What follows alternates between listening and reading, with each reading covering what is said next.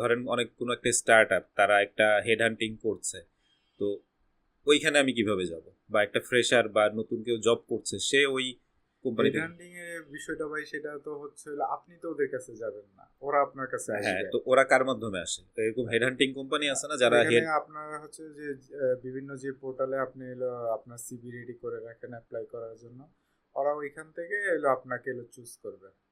আপনার কাছে কখনো এরকম কোনো কোম্পানি যোগাযোগ করছে, মানে থার্ড পার্টির মাধ্যমে যোগাযোগ করছে? আমার সাথে করছে কয়েকটা হেড উম, হান্টিং কোম্পানি। আমার দুইটা ফোন আসছিল। জান নাই? ধানমন্ডির আশেপাশেই ডায়াগনস্টিক সেন্টার। না, আমি যাইনি।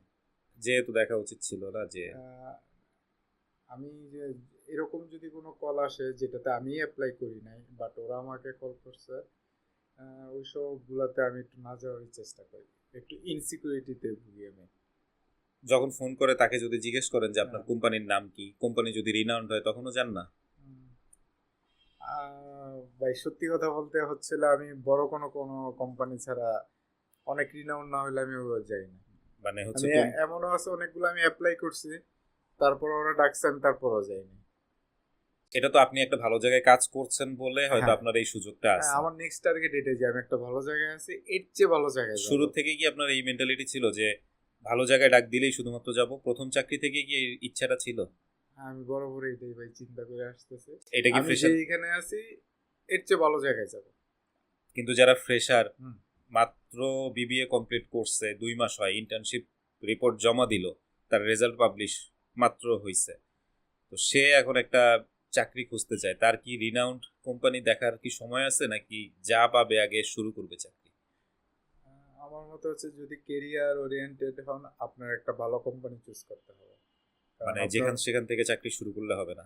আপনি এলো ছোট এমন একটা কোম্পানি থেকে চাকরি শুরু করলেন, সেখানে এক্সপিরিয়েন্সটা আপনার অনেক ভালো কোম্পানি আপনাকে কাউন্টই করে না ওরা। এর উল্টাটাও হয়, মানে আমি আমার এক্সপিরিয়েন্স থেকে বলি, আমি এমবিএ করার পর পর একটা কম রিনাউন্ড কোম্পানি, মানে হচ্ছে ওরা একদম নতুন বাংলাদেশে আসছে এবং তাদের বাংলাদেশে কোনো এখনো অফিস ওইভাবে শুরু করে নাই, তারা লোক খুঁজতেছে বাংলাদেশে, ইনচার্জ হিসেবে দিবে, অফিস নেবে এরকম। এবং তারা একটা জব সাইটে তাদের জব, তারা একটা করে কি, তারা একটা বিজ্ঞাপন দেয়, এবং বিজ্ঞাপন দেওয়ার সময় তাদের একদম নতুন কোম্পানি, আমি যে এই কোম্পানির কোনো এক্সিস্টেন্স পাই নাই কোনো সোশ্যাল মিডিয়ায়, কোনো ওয়েবসাইটে, কোথাও, কিন্তু অ্যাপ্লাই করি। অ্যাপ্লাই করার পর তারা আমার সাথে যোগাযোগ করে, বাংলাদেশের একটা 5 স্টার হোটেলে ডাকে ইন্টারভিউ নেওয়ার জন্য, কজ তাদের তখন ওইভাবে বাংলাদেশে রেডিমেড কোনো অফিস নাই, দেশের বাইরে থেকে ডেলিগেটস আসছে। পরে ওই 5 স্টার হোটেলে যাই, ওই ডেলিগেটসের সাথে দেখা করি, সে আমাকে একটা মানে ইন্টারভিউ নেয়, এরপরে আরও একটা দুইটা সিটিংয়ে বসে, কি করতে চায়, কিভাবে করতে চায়, বিজনেস প্ল্যান শেয়ার করে, আমার কিছু প্ল্যান নেয়, এবং তারপরে আবার চলে যায় দেশের বাইরে। তার 15 দিনের মাথায় আমাকে জাস্ট মেসেজ দেয় যে তোমার কি পাসপোর্ট আছে কিনা, পাসপোর্টের ছবি পাঠাও, আমরা তোমার ভিসার জন্য অ্যাপ্লাই করব।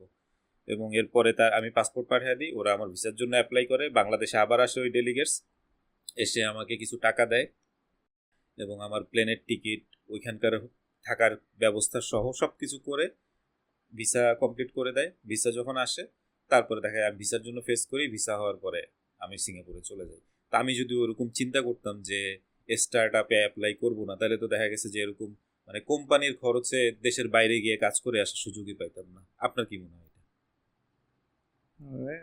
ডেফিনেটলি অনেক সময় অনেক স্টার্ট আপ অনেকের লাক চেঞ্জ করে দেয়। যেমন আমি কিন্তু রিনাউন্ড কোম্পানি দেখে অ্যাপ্লাই করিনি, হুম। আমি অ্যাপ্লাই করছি আমার কাছে জব ডিসক্রিপশন দেখে মনে হয়েছে এই কাজগুলো আমি করতে পারি, এবং তারা ঠিকই আমাকে ওইখান থেকে ক্যান্ডিডেট বাছাই করে দেশের বাইরে নিয়ে গেছে। আমাদের আমরা যখন গ্রোথের কথা চিন্তা করি, মানে মার্কেটিং এর একটা ভাষা আছে এরকম যে আপনার যদি 100টা কাস্টমার হয় তাহলে আপনার 100 রকমেরই মতামত হবে। তবে আপনার আমার, কাছে পারসেপশন একরকম, আমার কাছে অন্যরকম। সেটা ঠিক, মেনি ম্যান মেনি মাইন্ডস।